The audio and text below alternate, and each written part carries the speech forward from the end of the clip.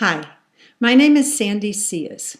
I'm an independent college professor of art and religious studies.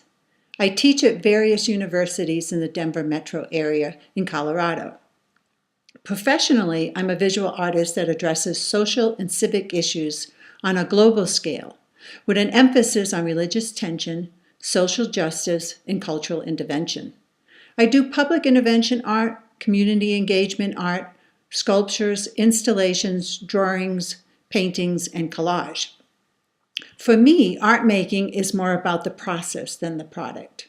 It is a personal dialogue between me, the work, and my spiritual influences.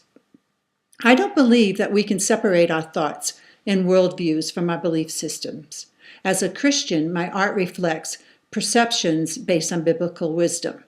The work may speak to global world issues such as persecution, suffrage, or the endless search for peace, but the work also helps me to process my feelings and to manifest an outcome that can be shared with the world as an agent for dialogue on the subject at hand.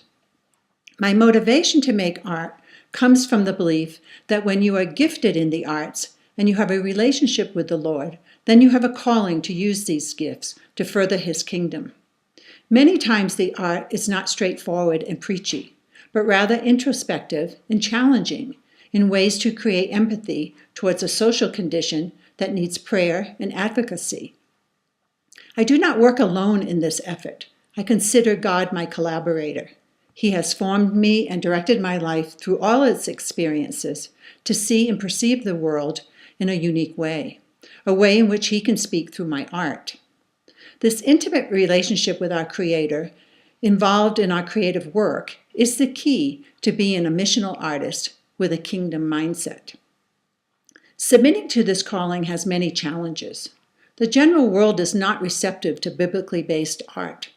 Yet when you meet the world where it is at, in all its demise and sinfulness, an artist can translate the conditions into visual concepts that triggers deep reflection and introspection that potentially can lead to change and action towards a better world, one that shares in the responsibility to persevere. The 21st century culture is not interested in hearing the same old story, yet it is the same old story that keeps the faith alive. As creative artists, I believe that it is our calling to tell the story of Jesus Christ in a 21st century voice. The entire Bible is about relationships, starting with God and man and woman, family and community, and back to God and man. I have found that creating art that emulates these relationships, whether under tension or at peace, resonates well with the general public's eye and can be a powerful agent to remind each and every one of us that we are an interdependent society led and loved by a caring, omnipresent Creator God. There are many ways to creatively express the need for cohesiveness in humanity, and done well, the art can lead one back to the core of creation and to the biblical truths that sustains us all. There are lots of books about art and faith, and several organizations that nurture artists of Christian faith.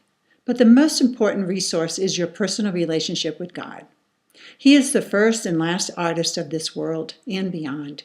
He is waiting for your hands, your hearts, your minds to help Him reclaim His voice in the arts. That is my personal goal in life, and in collaboration with the Almighty, it is most rewarding adventure. I encourage you to train up your skills, listen closely to God's voice, and make art in all forms, including the walk of your life.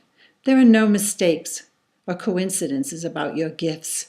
The great potter knew what to do with his clay, and you were formed to serve Him and to bring Him glory through your art. A recent work of art that I created and shared is a perfect example of how art can mobilize a cause in the name of Christ. Hashtag Bring Back Our Girls is a 54-inch by 84-inch textile wall hanging. It's about the Boko Haram abduction of 253 Chibok schoolgirls in northern Africa.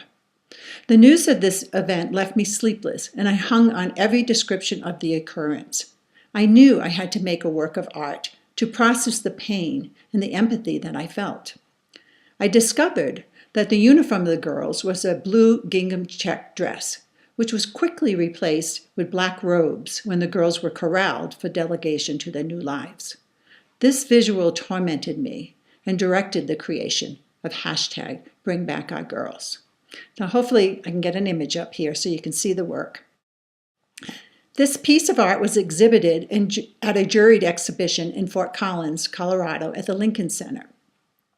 It was viewed by hundreds of visitors, but one visitor could not get the image out of their minds, for they had connections to the Chibok school in Africa. In due time, they purchased the artwork from me, and the piece has been traveling the globe to showcase at various conferences that support the Chibok school and the nation's efforts to recover these lost girls. The art has been photographed into a poster for sale to raise funds for the recovery campaign and to continue staffing the school in Chibok, Africa. This is God's work at hand. There are no coincidences when you serve the Lord. Thank you for your attention. I pray you will listen to His voice and submit to your calling to serve Him through your art. Thank you.